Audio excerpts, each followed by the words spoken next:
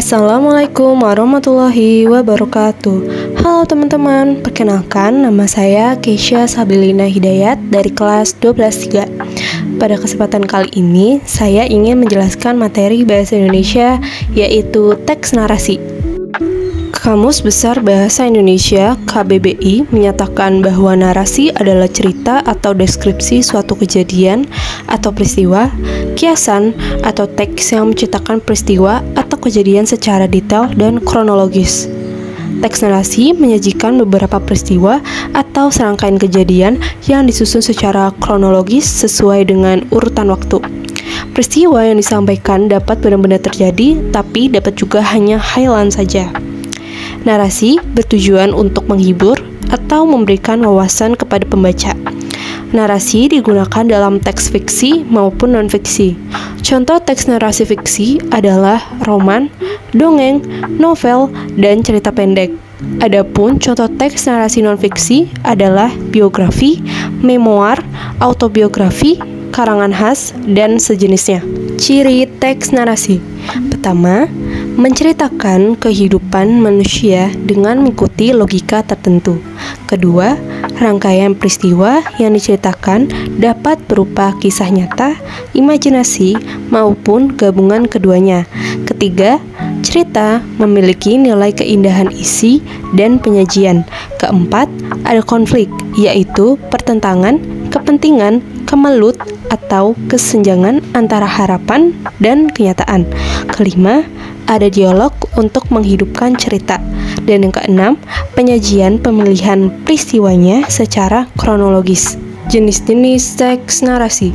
Pertama, narasi ekspositoris atau informatif, bertujuan untuk menyampaikan informasi mengenai suatu peristiwa dengan tepat dan jelas, serta dapat memperluas pengetahuan pembaca.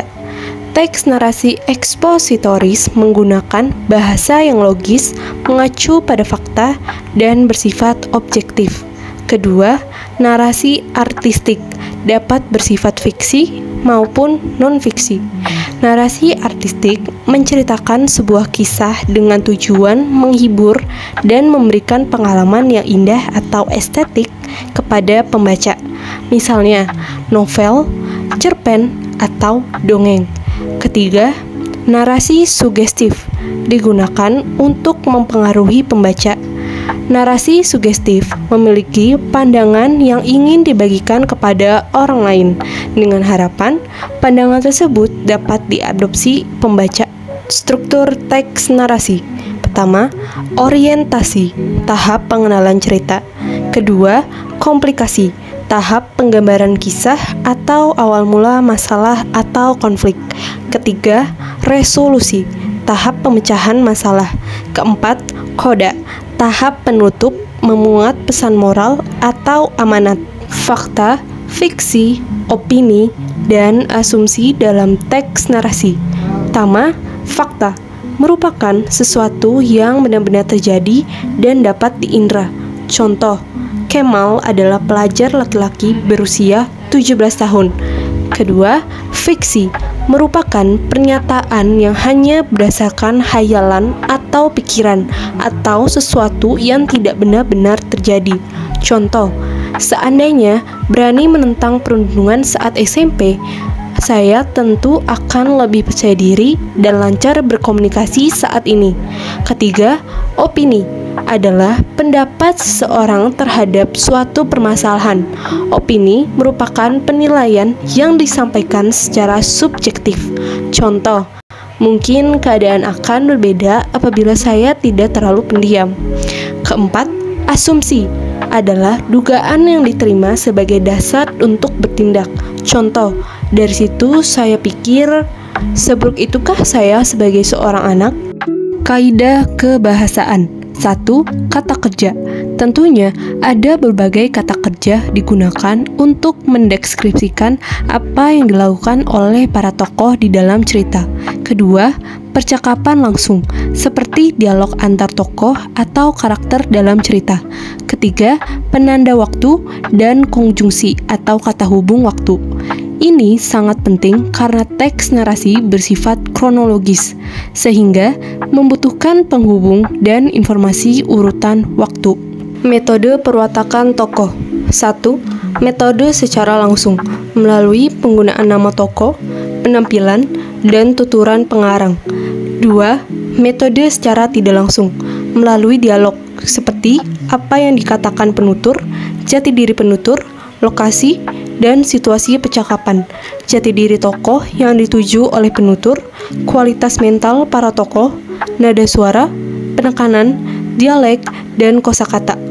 Dan ada pula tingkah laku, seperti ekspresi wajah dan motivasi yang melandasi tindakan tokoh. Ketiga, metode telaah karakteristik melalui sudut pandang atau point of view. Sudut pandang akan memperjelas pemakaian metode diaan, akuan, dramatik, dan campuran, serta masuknya teknik arus kesadaran ke dalam teknik sudut pandang. Keempat, melalui telaah arus kesadaran.